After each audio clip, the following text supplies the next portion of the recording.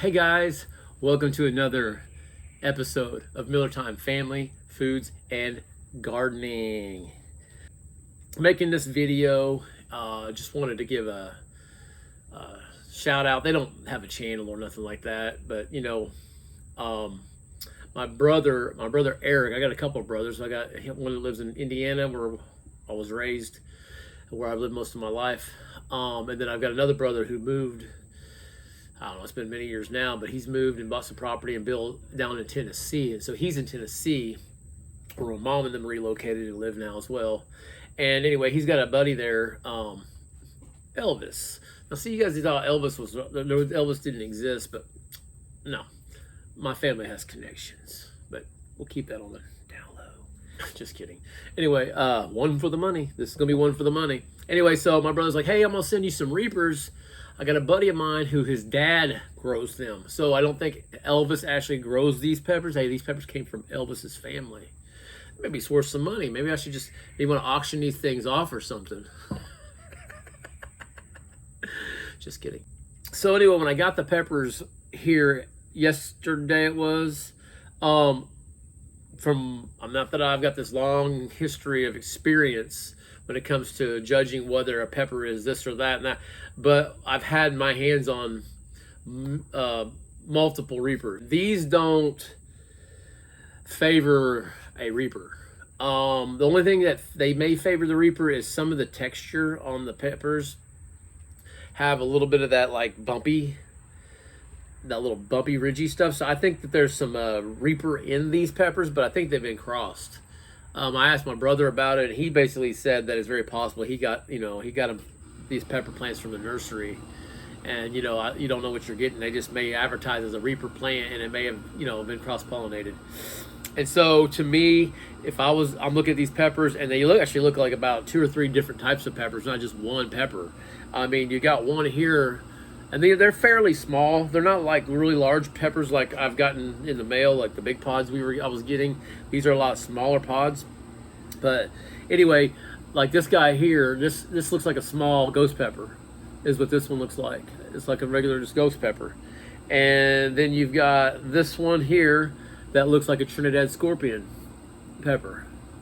This guy here does. And they could be scorpion mixed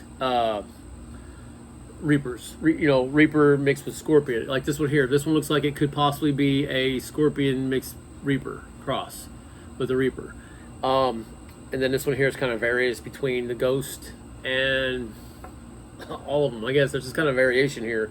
And I understand sometimes they grow a little different on the same plant. You'll have some that just have the stinger and they got that look, a typical look of that Reaper, or should we say a Primo.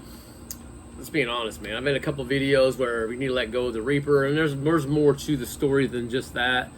I'm not a conspiracy theorist or looking into any of these things, but there's been some fishy stuff going on in the pepper world, and I'm a realist, man, and I'm about being truthful and honest and real, and not getting in people's business and stuff like that and trying to cause a problem or nothing. But it seems to me that the whole Carolina Reaper thing has a lot of drama attached to it, a lot of power struggle attached to it, and possibly stolen from the beginning, the early on, where how the pepper even came about, with the gentleman who claims he created the Carolina Reaper, and then stories have changed over the years, and so that's just, I don't know. Anyway, they basically say those that know that they believe that the Reaper actually came from the Primo. It's a Primo. It's not. There's no Reaper. It's been Primo all along. It was created back in, like, I think it was 2004 or 7 or something like that, and maybe even before that. Because obviously he was the guy that was doing the Primo. Was doing the 7-year. You need 7 years to establish a pepper to make sure that it's going to stay and pollinated and go that same, continue to carry on the same consistency. And anyway, so yeah, I'm just talking right now. We got 7 minutes on this video. I would like to do a thorough investigative type of video that like really researches this stuff out and really find out and get to the bottom of the truth, you know. And then got a chip that's coming out by the same guy who claims he's got the hottest pepper in the world, but there's no official records. It's like, okay, well, where's the Guinness Book's records? Where's somebody with an authority saying, yeah, this is not the person who supposedly has a pepper hidden away? And I'm not saying the pepper don't exist. I've got sources that claim that it does, and I think the sources are pretty solid. But is it official? And then how do you, it's like a power struggle to hang on to the hottest pepper in the world. And I just think that stuff, there's no integrity in that stuff. If you got the hottest pepper in the world, then let's have records to prove it. Don't just say you've got something you don't have. Anyway, it's just weird that as I've gotten into this pepper culture, there's these things going on with lacking integrity and truthfulness, and people just kind of letting things go as they go. Like, whatever, man. I don't know. It's weird to me. It's just, I guess that's the human nature. It's about power, money. It's about that. Anyway, let's get to what's going on here. Why I made this video in the first place? We got off track. Anyway, I was sent these peppers, and in honor of those guys, I told my brother if they ever wanted me to eat something on film, then I would do it. So we've got these 4 here, and that one being the largest. They're not real big peppers, but that is the largest one of the bunch. And then you got this guy here, who's the smallest one. And bottom line, I believe they're all going to be hot. That's the bottom line. He said that up there where at Tennessee, these guys, it took 3 guys to eat one of these peppers on a pizza. I don't know if they were putting it on top or they cooked it in with cheese or what they, I don't know. But we're going to get into it. I'm going to cut one of these open. So, which one do I want to do? I don't know. Let's go with, I'm going to go with this guy. Wow, what? I don't even smell anything. That's weird. I'm going to cut it open just to take a look at the inside here.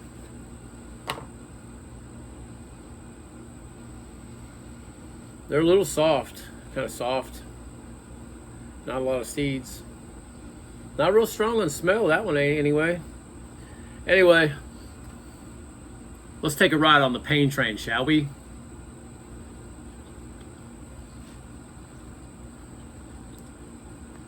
It's got the taste though. That's good.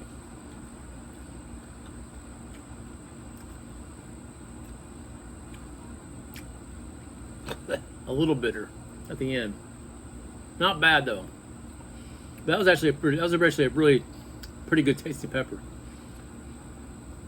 Let's see how hot they get. These peppers also are known for just, they build. You're like, oh, that ain't hot at all. That ain't hot at all. I can't, no heat off. And then all of a sudden you start feeling that rise, that burn. Starts on the tongue and then gets into the throat. Next thing you know, I'm already sweating. It's overcast right now. It's actually been a pretty decent day in the weather. But anyway, I was actually gonna put some salt on that. I forgot.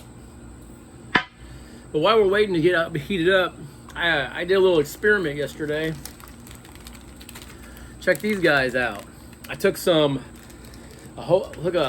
quite a few orange habanero and a handful of super hots, and I dehydrated them. And then I grinded half of them down to powder, and the rest of them I had in small flakes. And I made what they call rock candy. When I did it at first, it was and I had put a lot of powdered. There was a lot of pepper in this one batch, a lot of peppers in this one batch, and it kind of turned it like when I was doing it, it was like, oh my gosh, this was looked like a pile of puke and or diarrhea. It was pretty intense. I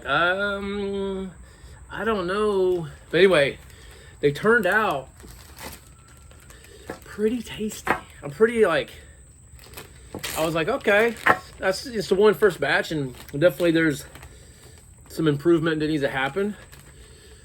And actually, they're pretty warm, so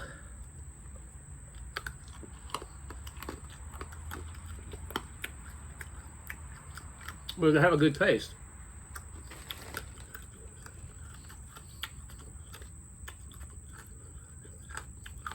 It's like they call that glass candy or glass.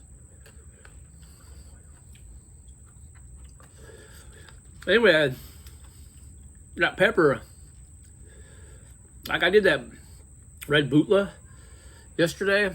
I didn't eat the placenta or nothing. I ate around it, and that thing, gosh, that was hot.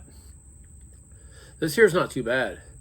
This is like, that was probably, yeah. That's definitely not Reaper strength or Scorpion strength at all.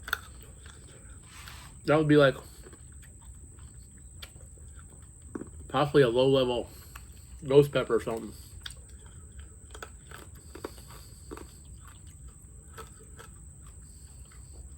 That candy's hot though. Ooh.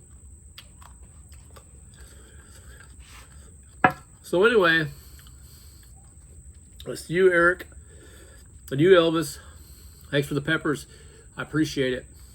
You guys have been watching Miller Time, family, foods, and gardening. See you guys.